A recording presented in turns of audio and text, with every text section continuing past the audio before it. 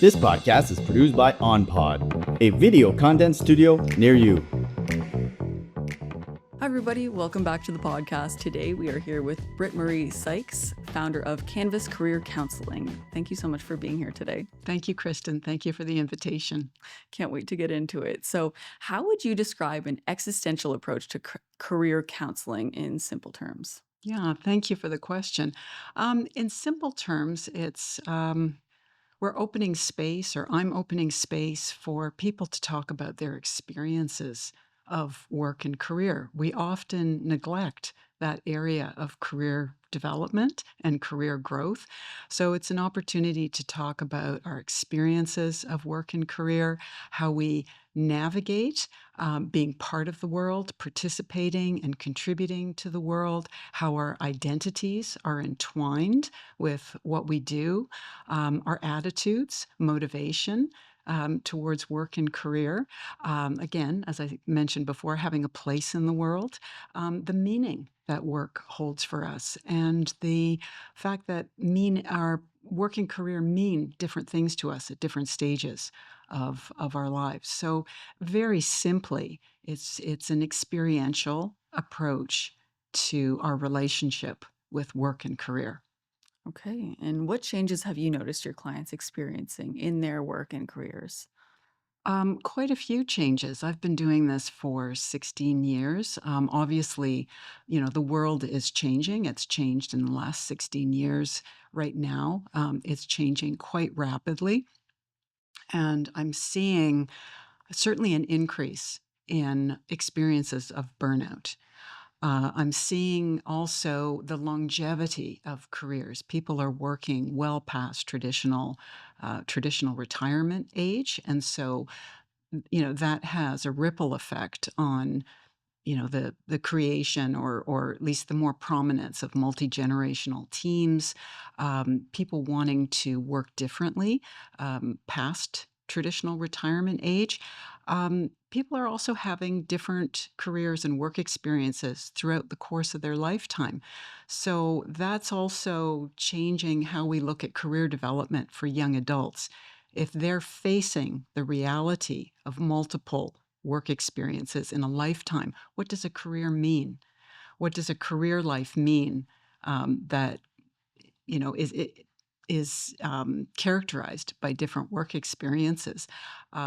Obviously, I'm seeing more career change. Professions are disappearing. New ones are being created. Occupations, roles are being phased out. So again, change is a natural part of human life. I think, our perception of career lives in previous generations has been a place of stability, and it's not anymore. And so again, that offers a lot of opportunity for, creative possibilities around what work and career mean, working within some of the limitations.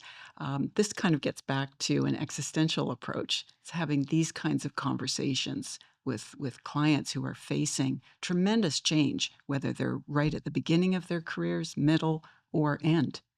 Mhm. And with this existential component, do you take like people's outside perspectives? Like say you're working with a client, do you communicate with the people that surround them in a day-to-day, or is it just that client themselves?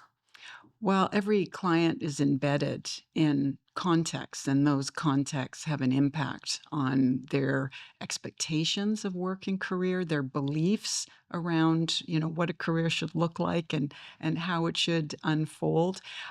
Those contexts do come up in conversation, absolutely, and they simply have a bearing on, you know, again, what that client is thinking about, what their expectations are, their beliefs, their hopes, their challenges, their doubts, their uncertainties.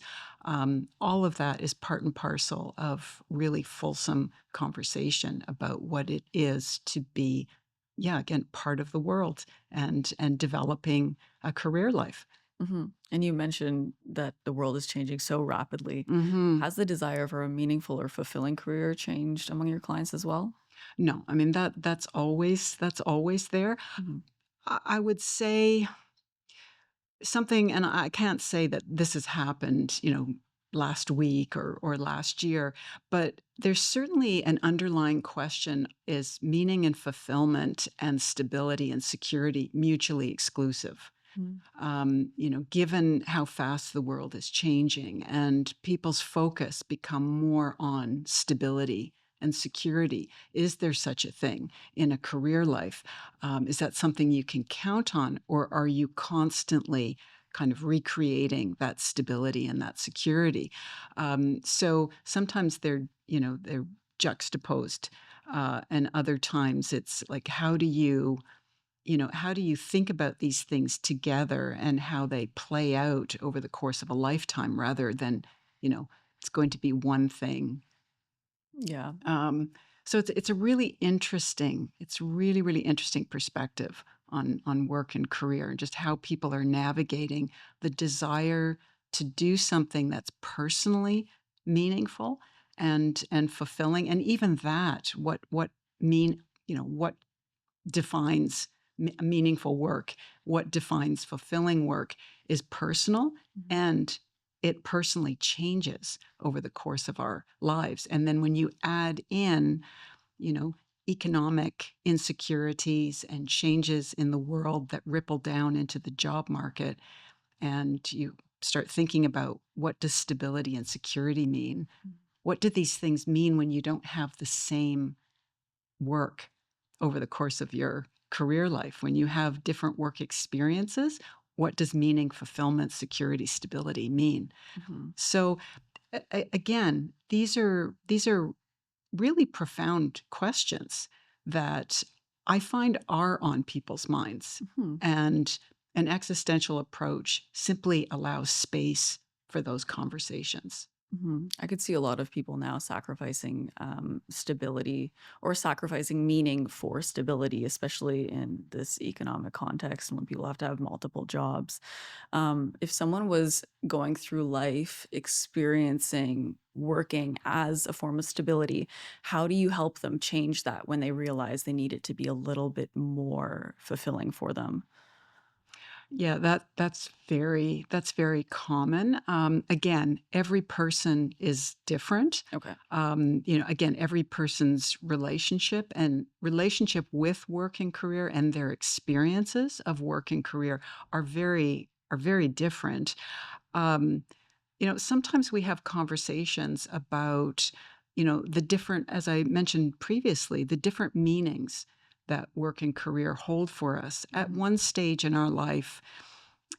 Again, depending on what's happening in the rest of our lives, stability, security, or just financial stability may be the most important thing.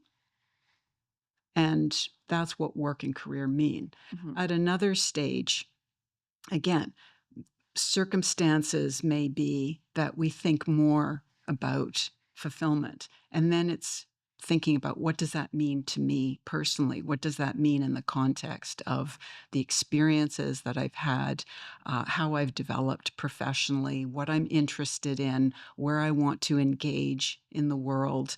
There's a whole number of factors that go into what defines fulfilling work. Mhm. But at different stages, work can take on different meanings. And sometimes that can be helpful for clients to think of it that way so that they don't feel, oh, I'm a failure, or I'm not particularly successful because I'm not doing something particularly fulfilling, or I don't feel it's fulfilling, but it's satisfying all these other things. Mhm. I'm able to pay the bills. I'm able to contribute to my family unit in a way that is meaningful to me. And sometimes we need to, honor that and support people who to say, yeah, that is deeply meaningful to support your family unit. That doesn't mean that your career life in its in its trajectory is always going to be the same thing, or mean the same thing, or be experienced the same way. Mhm. So you mentioned that we cannot put a label on what is fulfilling to one person because it's different to everybody. Can you define what well-being is in a career context, or is it the same kind of thing? That's very similar too. I mean, there are components, I could say, just very general components to well-being. I mean, obviously, our health, um, you know, um, uh, but in terms of work and career, it can be, decent work, livable wages, a healthy, positive work environment that isn't toxic, a respectful work environment, opportunities to grow and develop. I mean, there are countless reasons for burnout, but one can be not having opportunities to grow and develop, or the role that you're in doesn't have room to expand while you as a person are growing and expanding, and that disjoint can over time, again, it won't be the sole reason for something like burnout, but that's just an example. But well-being, again, is depending on the person, depending on the context in their lives, depending on what stage of life they're at, there'll be different components that make up well-being. But certainly there are some, standard ones we all want in a work environment, which is, again, decency, respect, livable wages, um, you know, at least work that expands with our growth, good interpersonal relationships at work that are also respectful. Those contribute greatly to overall well-being. Hmm. So when people are feeling that disjoint, they come to you to help renew their direction. Often, yeah, Okay. very often. Usually the first thing I hear is, "I'm stuck." Hmm. Hmm. So when you work with people feeling stuck or uncertain, what's the most common misunderstanding people have about finding clarity? That there's a strategy Okay. for clarity. I was trying to get at, but we can't find it. Yeah, yeah, which, I mean, I understand. We live in a world that loves strategies. We love, 5-step, programs, or, best 5 steps to get wherever we're going. Mhm. And uncertainty and doubt and a lack of clarity are also part of being human. And sometimes it just starts with a conversation of just supporting people in those feelings, that Mhm. this is so human. There are different junctures and times in our lives that we do feel that we question many, many things, and we do feel uncertain. We feel unsettled. And my approach is always to go sort of behind the feeling of stuck, because stuck is a word, Mhm. but I don't know what your experiences of stuck are. So I often start with trying to get to know, um, or asking a client, help me understand your feelings and experiences of stuck. What kinds of questions are emerging out of that stuck? Mhm. Are there reasons you're holding on to stuck? Sometimes we hold on to stuck because it actually keeps us in a comfortable place. What would unstuck feel like? I mean, obviously, that's a speculative question, but what do you imagine unstuck to feel like? Even more particular questions. When did you start feeling stuck? Mhm. What shifted for you? What shifted in terms of your relationship with work and career?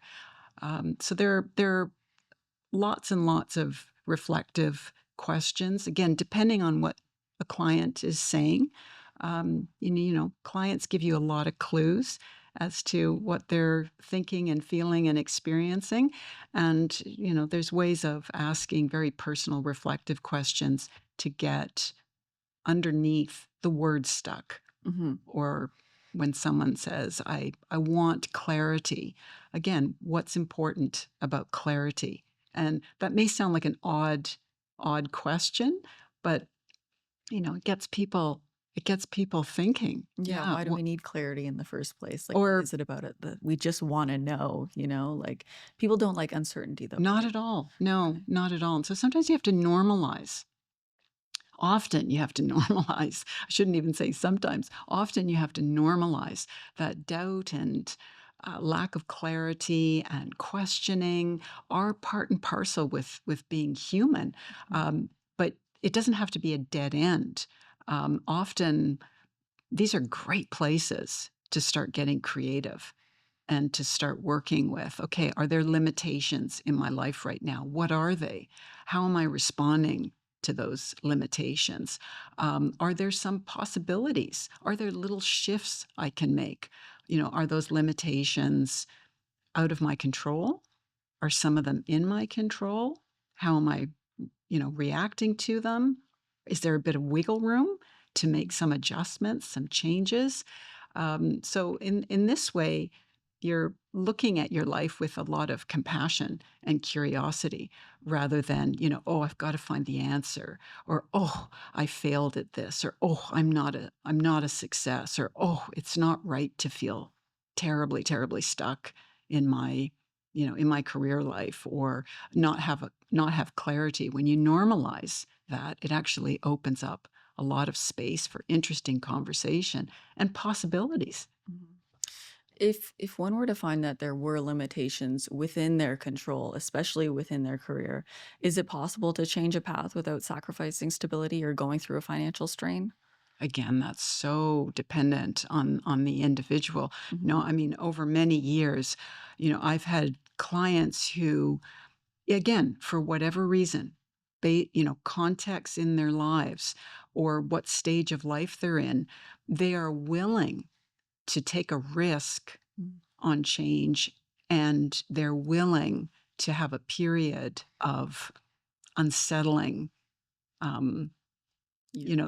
have their finances unsettled to make a change. For other people, it's an absolute no. Mhm.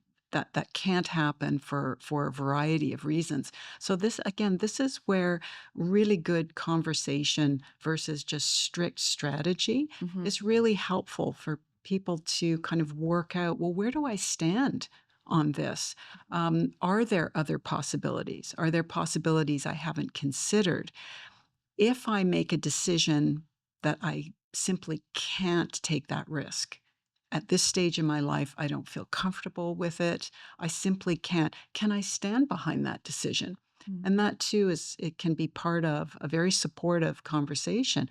Can I stand behind that decision versus is this the right decision, or is that going to be the wrong decision? It's more, can I stand behind this decision at this moment in my life because I have factored in, I've looked at it from different perspectives. I've Mhm. factored in the different contexts in my life, um, and I've made a decision that I can stand behind. Mhm. And based on that time in life, do you help people kind of create a long-term plan to get back to their, let's call it life purpose or the trajectory they saw their life going into? Or is it more of answering those questions in the moment? Can you stand behind this decision? What would life look like if you weren't so stuck? Why do you think you're so stuck? Why do you think you need clarity? What does your process look like in that situation? Yeah, again, it's Hmm. very client directed Okay. and also client specific. Again, that goes back to it being an existential Mm. approach, but working with the client's experiences. But when you do that and when you open up possibilities, again, it opens up different questions about a person moving forward. And, often when clients have these conversations, they see the trajectory of their career lives a bit differently, not from my perspective, but they start asking different questions of themselves. They start reflecting differently on their relationship and experiences with work and career.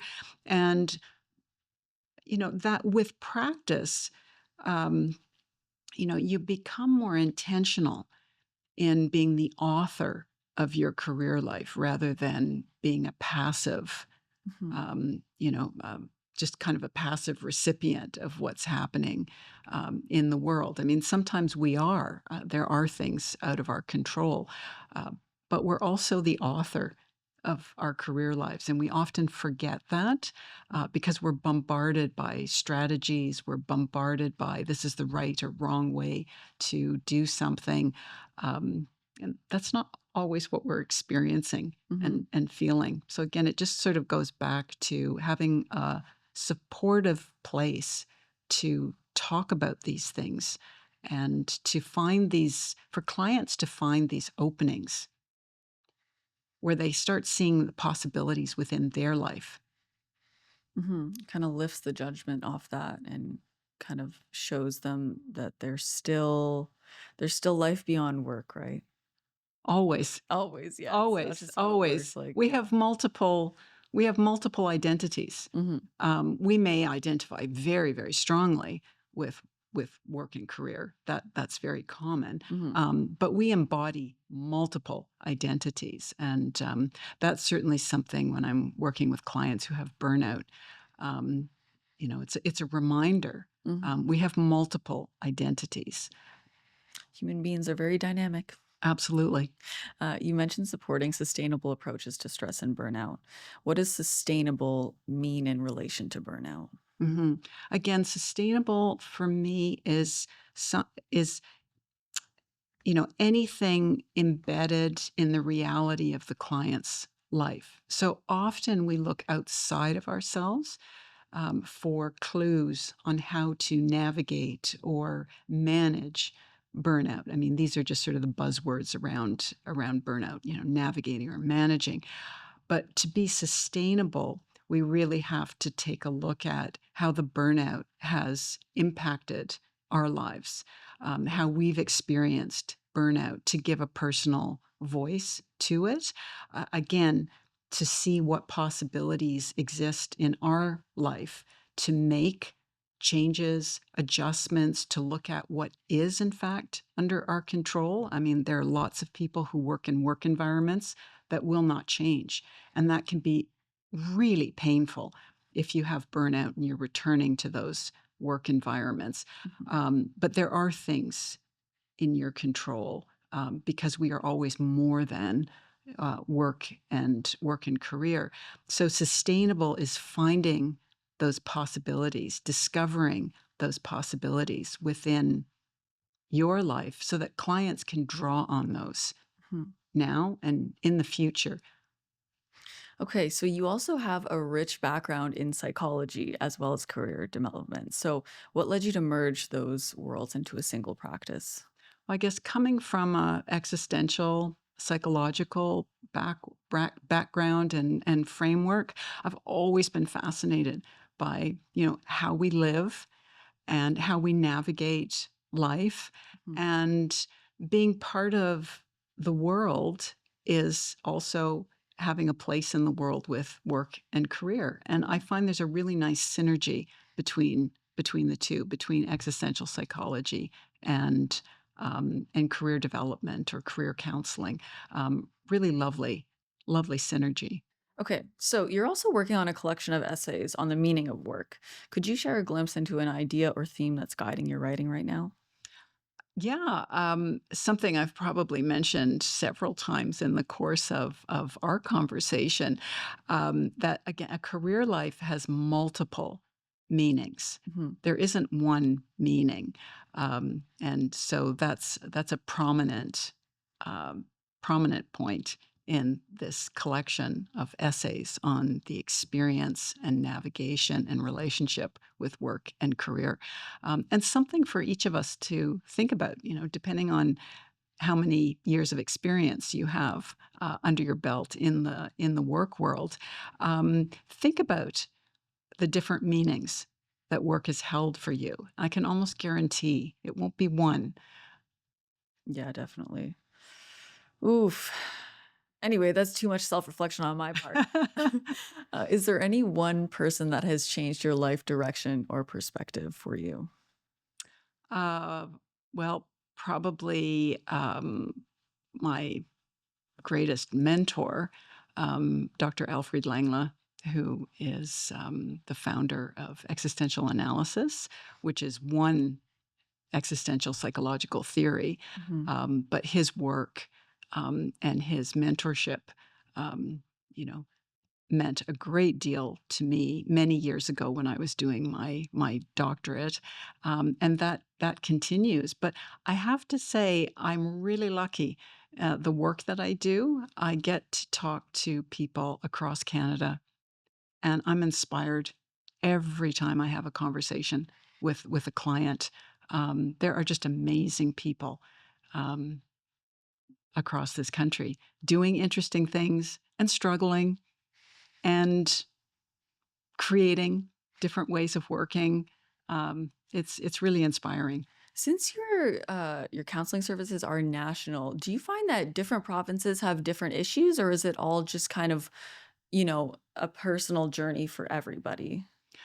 I think it's a personal journey. I mean, if I took the time, beyond this conversation to really dive into, do I see really apparent differences?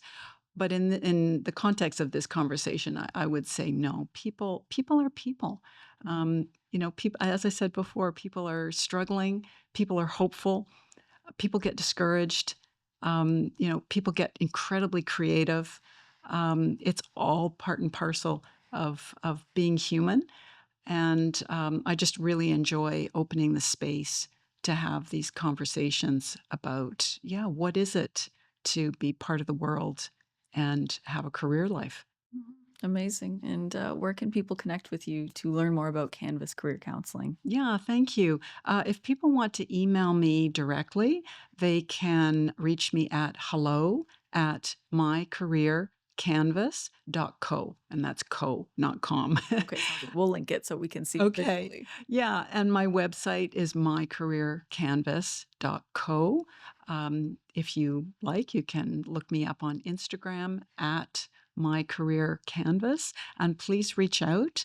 As I said, I love having conversations with people about all of these experiences and issues, and not just challenges, but also aspirations and creative ideas, which is all wonderful.